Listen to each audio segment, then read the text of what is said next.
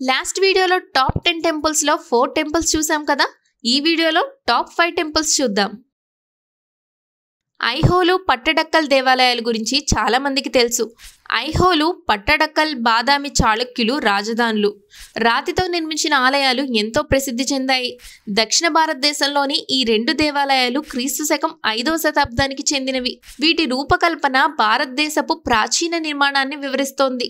ఐహోలు ఆలయాన్ని హిందూ వాస్తుశిల్పం ఊయల అని పిలుస్తారు.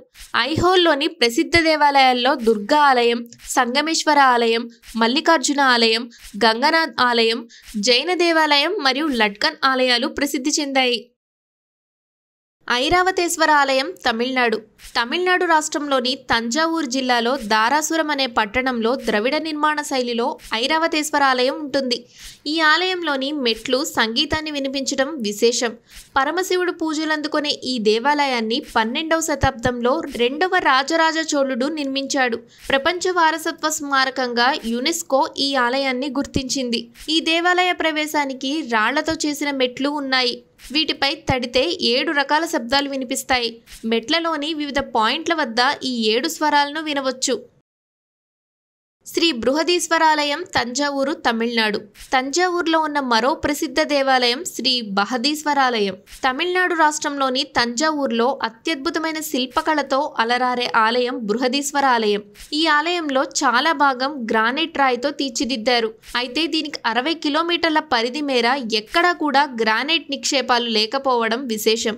ఈ ఆలయ గోపురాన్ని 80 టన్నుల ఏకరాతి గ్రానైట్ శిలపై నిర్మించినట్లు చెబుతారు.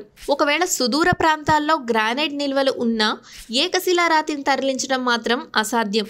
ఈ ఆలయం నిర్మాణం యొక్క మర్మాన్ని ఇప్పటికీ ఎవరూ కనుగొనలేకపోయారు. శ్రీ విజయ విఠల దేవాలయం హంపి. కర్ణాటకలోని చారిత్రక హంపి నగరంలో శ్రీ విజయ విఠల దేవాలయం ఉంది. శిథిలమైన విఠల బజార్కు చివర్లో ఉన్న ఈ ఆలయానికి హంపిలోని అన్ని ప్రాంతాల నుంచి చేరుకోవచ్చు. 15వ శతాబ్దంలో ఈ ఆలయాన్ని నిర్మించినట్లు చరిత్రకారులు చెబుతుంటారు. ఈ ఆలయంలో రంగమండప పేరుతో 56 సంగీత స్తంభాలు ఉన్నాయి. వీటినే సరిగమ స్తంభాలు అని కూడా అంటారు. ఎవరైనా ఈ స్తంభాలపై కొట్టినప్పుడు పాశ్చాత్య శైలిలోని డొరెమిసా సంగీత స్వరాలు వినిపిస్తాయి. తనుమాలయన్ ఆలయం కన్యాకుమారి తమిళనాడు. ఈ దేవాలయాన్ని సుచింద్రం ఆలయం అని కూడా అంటారు. కన్యాకుమారిలో ఉన్న ఈ ఆలయం 1300 సంవత్సరాల నాటిది. ఈ దేవాలయం అనసూయ, అహల్య ఇతిహాసాలను ప్రతిబింబిస్తుంది. ఈ ఆలయంలో 4 స్తంభాలు, ఉరి స్తంభం లాంటివి ప్రత్యేకతలున్నాయి. అత్యంత పురాతనమైన ఈ దేవాలయం చూసేందుకు అత్యంత ఆకర్షణీయంగా ఉంటుంది. శ్రీ రంగనాథస్వామి దేవాలయం తిరుచిరాపల్లి తమిళనాడు. ఇది రంగనాథస్వామికి చెందిన ఈ హిందూ దేవాలయం ఎంతో ప్రసిద్ధి చెందింది. ఈ దేవాలయం 156 ఎకరాల విస్తీర్ణంలో ఉంది. శ్రీ మహావిష్ణువుకు అంకితం చేసిన 108 దివ్య దేవాలయాల్లో ఇది ఒకటి. కొన్ని పరిశోధనల ప్రకారం శ్రీరంగనాథస్వామి ఆలయం ప్రపంచంలోనే అతిపెద్ద ఆలయాల్లో ఒకటి. ఇది ప్రపంచంలోనే అతిపెద్ద మత దేవాలయంగా గుర్తింపు తెచ్చుకుంది. అత్యంత ఆకర్షణీయంగా ఉన్న ఈ మందిరానికి ఏటా వేల సంఖ్యలో భక్తులు హాజరవుతుంటారు.